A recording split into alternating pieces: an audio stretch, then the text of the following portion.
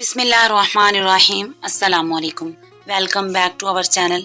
सर्दी के मौसम में ठंड लगना नॉर्मल सी बात है, लेकिन अगर आपको बहुत ज़्यादा ठंड लगती है, हाथ पांव ठंडे रहते हैं, ठंड बर्दाश्त नहीं होती, दूसरों की निस्बत आपको बहुत ज़्यादा ठंड लगती है, तो ये आपकी बॉडी में किसी कमी की वजह से ऐसा होता है।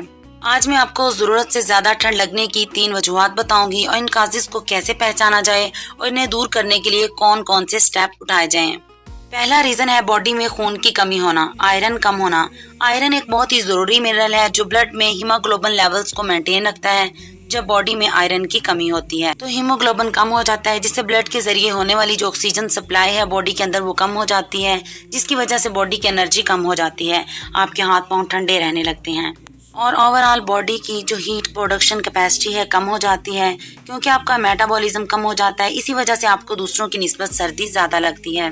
ब्लड हमारी बॉडी के अंदर हीट बनाए रखने के लिए बहुत जरूरी होता है। आपने महसूस किया होगा जब हम कंबल में लेटे हुए होते हैं तो हमें सर्दी ज्यादा लगती है, लेकिन जब हम उठ जाते हैं, चलते फिरते हैं, कोई फिजिकल एक्टिविटी करते हैं तो ठंड का एहसास अपने आप कम हो जाता है, बॉडी गर्म हो जाती है। ऐसा इसलिए होता है क्योंकि चलने फिरने से बॉडी में खून की गर्दिश तेज हो जाती है, जिससे बॉडी में गर्मी आ जाती है। इसलिए जिन लोगों में खून की कमी होती है उन्हें दूसरों की निस्बत ठंड ज्यादा लगती है। आयरन डेफिशिएंसी में ज्यादा ठंड लगने के साथ साथ हर वक्त थकान रहती है, पेल स्किन हो जाती है, सांस भी फूल जाती है, और अगर आपके अंदर भी ये मसाइल आ रहे हैं तो समझ जाएं कि आयरन डेफिशिएंसी की वजह से हैं। आयरन डेफिशिएंसी को दूर करने के लिए आपको अपनी डाइट में आयरन रिच फूड्स को शामिल करना पड़ेगा, जैसा कि मीट, पालक, चने, खजूर वगैरह।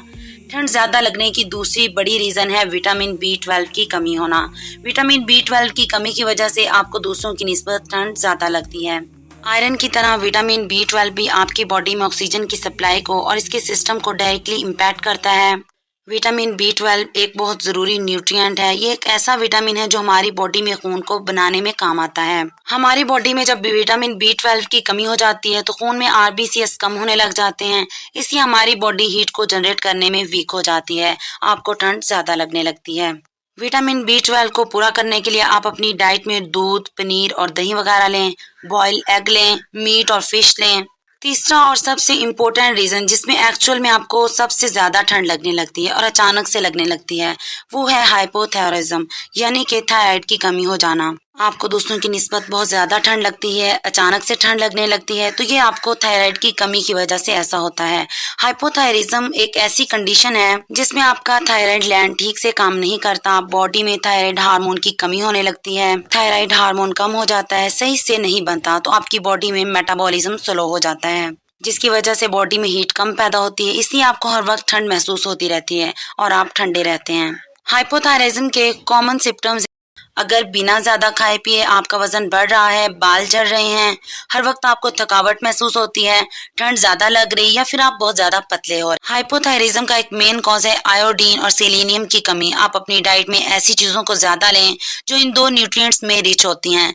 फॉर एग्जाम्पल, आप आयोडीन के लिए आयोडाइज साल्ट लें, फिश, दही और पनीर लें, और सेलेनियम के लिए आप ब्रेजियल नट्स, सनफ्लावर सीड्स और होल ग्रेन्स लें, जैसा कि ज्वार और बाजरा की बनी रोटियां खाएं। आपको बहुत ज्यादा ठंड लगती है, बर्दाश्त नहीं होती, तो जरूरी है कि आप अपनी डाइट और लाइफस्टाइल पर ध्यान रखें। ब्लड टेस्ट जरूर करवाएं, अपने हर एक लेवल को चेक करें। आपको अपनी डाइट बेहतर करने से बहुत फायदा होगा इंशाल्लाह।